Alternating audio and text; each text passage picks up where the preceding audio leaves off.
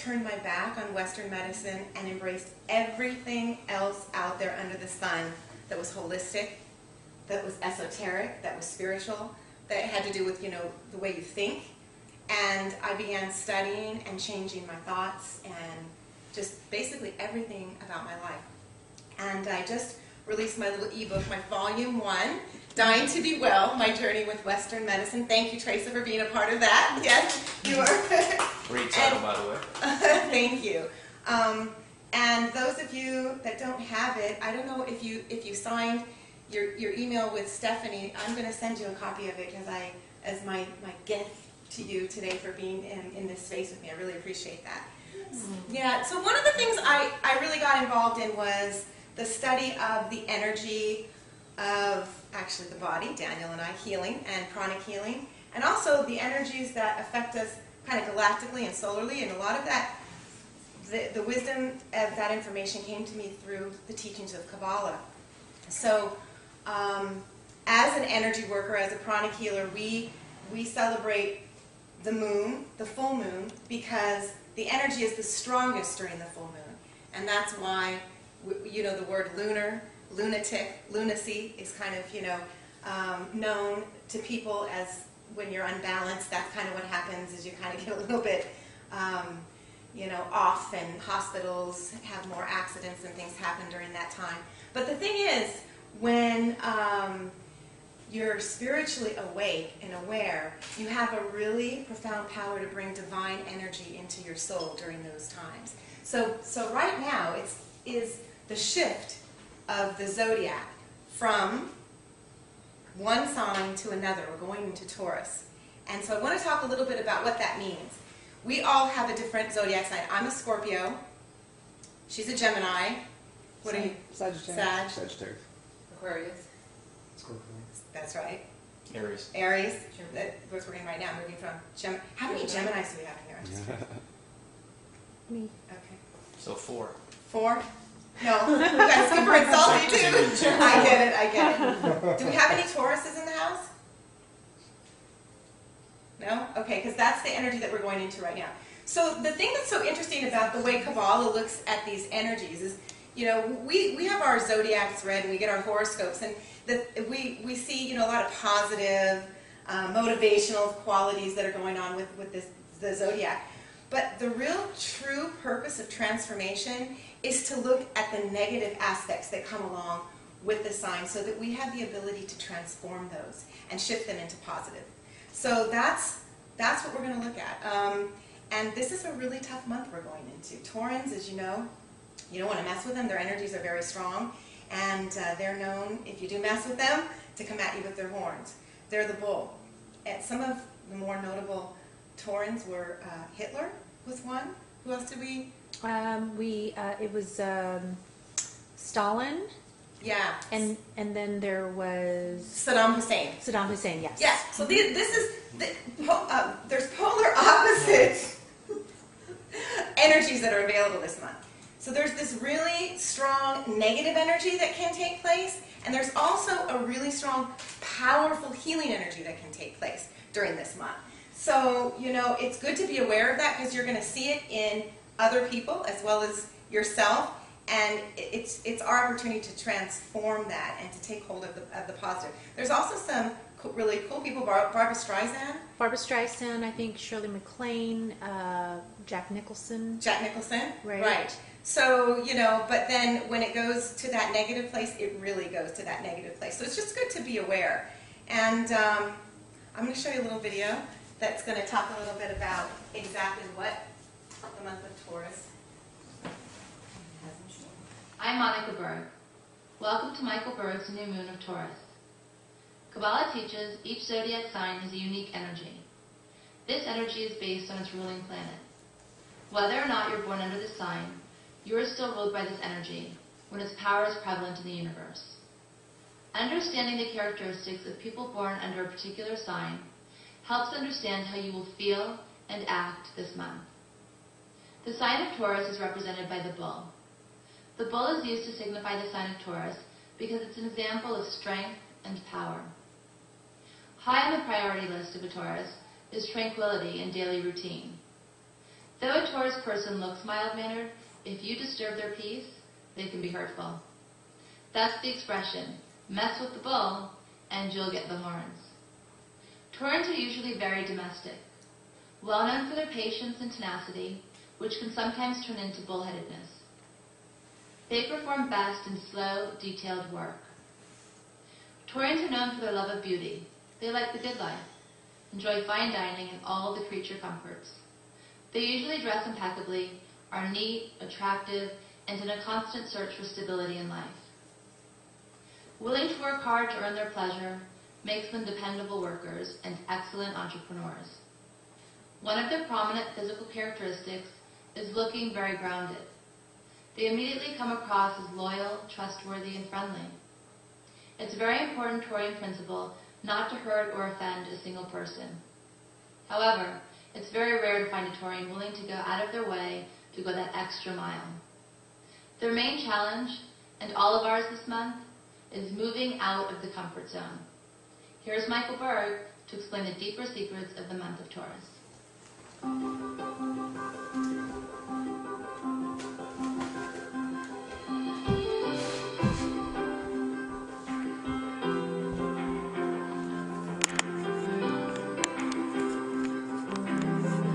Here is to share how to control your dreams, because that's the key to unlocking different parts of the mind. And once you learn how to do that, then you can do amazing things.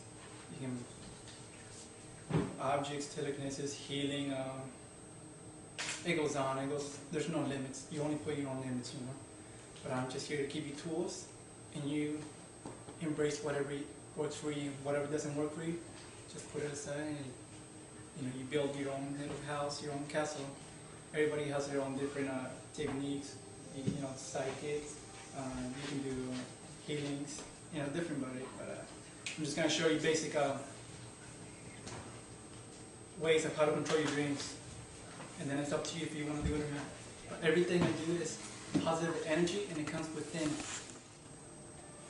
If you have any questions, let me know, and I'll try my best to answer it.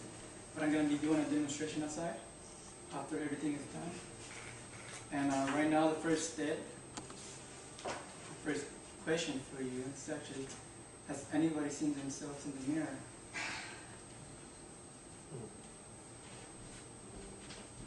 In a dream? In a dream.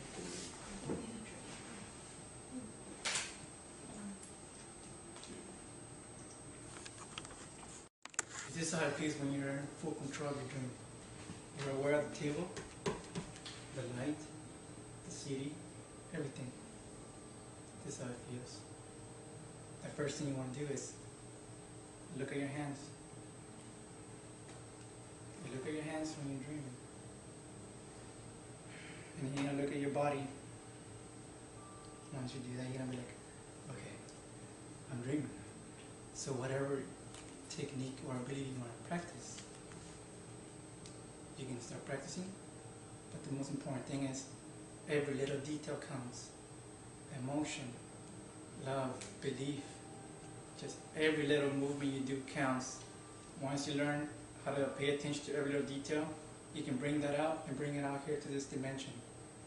And it does work. And pretty much a lot of people think, oh, when I go to sleep, it's just a movie. It's not a movie. You actually go somewhere, and you just gotta. This is something that you want to do to increase yourself and to open different parts of your mind. You can start doing little things like I just told you, just to be aware of your dreamings. And then once you do that, you can start controlling your ability to levitate, height, left, right, forward, back, speed, slow. Once you do that, then it starts getting pretty fun and interesting. You can start breaking through different dreams, like, and you can start working, learning different abilities and techniques, and meeting different people. Like you can actually connect to. I can connect with his mind if he lives over here in Orange County and I live all the way to Ottawa. We can meet at the exact same place, same dream, and have our own private conversation. That's pretty much how it works. That's the power of the mind. It goes beyond anything, you know. You only give yourself, you're the one who gives your own limits. somebody tells you, oh, this is going to be your life right here, this lifeline. Personally, I believe that anybody can do this line, and you can go out and come back into it. You can choose, you got the free will, that's what we're given, the free will to choose. Nobody can tell you, oh, this is it and that's it. Oh, man.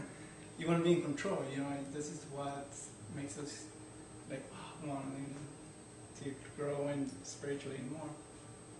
But my mission here and why I'm here is I'm not here to show off or anything like that.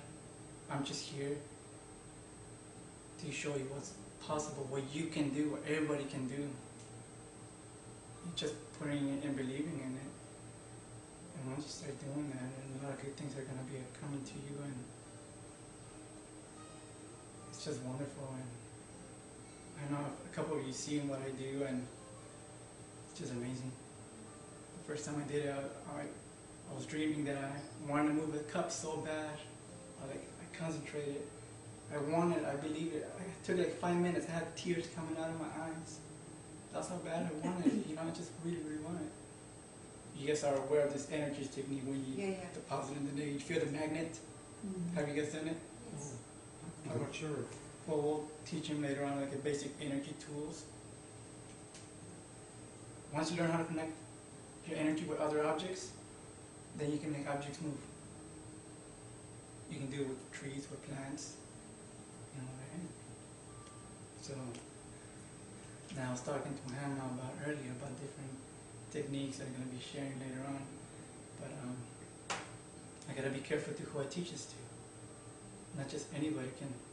I'm going to go out and, oh yeah, I'm just going to teach it to anybody, and then they can might go ahead and use it in the wrong way. You know, so I've got to be very careful. Feel the vibes of everybody, and if you want to learn more, I'd be more than happy to teach you one-on-one.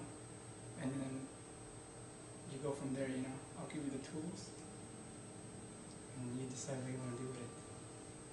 So, but the very key is controlling your dreams. You do that, you can do anything. And I'm not just saying, oh, I mean anything. Can you talk to us a little bit how a technique that you might use to control your dream? Oh yeah, one of the techniques is, like I said, you close your eyes, you look at your hands, right? That's one of the techniques. You look at your body. Once you do that, okay, that's one of them. The other one is, you go look at yourself in the mirror. So you're in sort of a lucid dream state then, okay.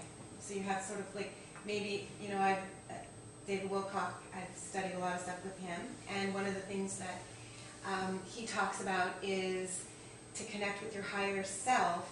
So in the morning, before we do anything, as we start to wake up, he suggests not to move your body at all, physically, and really connect to what you're feeling, what you're thinking at that moment, and maybe even if you have a journal, or if you have a digital recorder, to tape whatever you're thinking, because that is your connection with your higher soul. And the minute you move or jerk, your soul snaps back down into your body.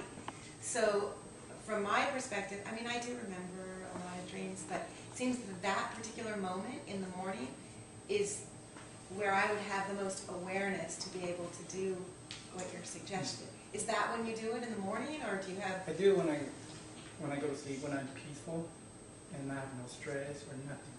That's when you ever have those lucid dreams, and you can have those, okay, I'm here now. Now you're talking about realizing that you're in a dream state, in your dream, yes, and being able to control your environment around you to help you in the real world, to be able to help you with that. Yes.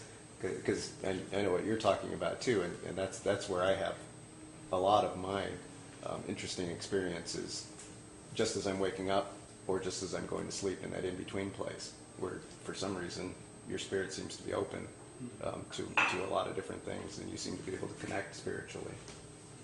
Or at least connect to an awareness that you can take with you throughout the day, as Right. opposed to just like, Right. leave it. Right. Because you ever have that, like you have that awareness and something really cool happened, and you know that it's profound, and that if you remember it and integrate it, it's going to affect your Right. day, your week, Right. your life. And then you move, or something happens, the phone rings, and it's gone. Right. I think it's when you go from being in like alpha wave state to being in beta. Once we start to get really active with our thinking and doing stuff, then we're in beta, right? And so that's when you're kind of more closed off from hearing that. the higher self. You know, you're more tuned into physical world reality instead of your metaphysical. Mm. So I think, and so in the morning, first thing is supposedly when you're just coming back into awareness of 3D, and that alpha brainwave state is still happening. You know, you haven't moved into the thinking and the logic and the gotta take care of and gotta take, you know. Yeah. So Gotta go somewhere. it's about, there are meditative techniques too to use to go back into that state. Mhm. Is that kind of what you're? One of the things I did was I went back to my old dreams. Those bad dreams that I used to have, like those reoccurring dreams. Mm-hmm. Like you keep having those dreams. Mm-hmm. And some dream analysis told me you can't change them. This is where I choose to change it. I know the outcome that's going to happen. So I just go back to each dream. I know the outcome and I know how to beat it. So I started going through each dream, beating each one of them, bypassing it. I know how to bypass it, until I was rid of all that negativity, and I was able to concentrate on what I wanted to build. And also I went outside, pay a pot to get a lot of. When I dream, I go look for numbers. I go look for calendars, date, time. You know, because you have those deja vus. You know, that's what got me into the dreams where I had a deja vu where I actually hurt myself really bad. I got off a bike and scraped my own face, my hands, and I landed looking towards my parents' garage. And 6 months or a year later, the same thing happened. I fell down, scraped my own face, my hands. The moment I looked at my parents' garage, I was like, oh, how can you change this? How can you stop it? What about it? I want to be able to be in control. So what I learned is, when you have the feeling of deja vu, you got 2 or 3 seconds maximum. Either you go with it, or you rapidly change the situation that you're doing and just do something else. Thank you all for watching our very first New Moon celebration. We hope you enjoyed, and if you'd like to attend live, give us your email address by going to www.healingenergy.org, and we'll keep you posted on the happenings here in the OC. Speaking of, Beyond Revolution will be speaking at Alok with Dave the Rafu truck driver on May 24th, 2012. That's the day before the Longevity Now conference. So if you're in town for that, you may want to head on down and have some delicious raw food at Alok and enjoy that talk as well. And until next time, this is Carolyn Marie with Healing NRG. Have a healthy day. Ciao, ciao.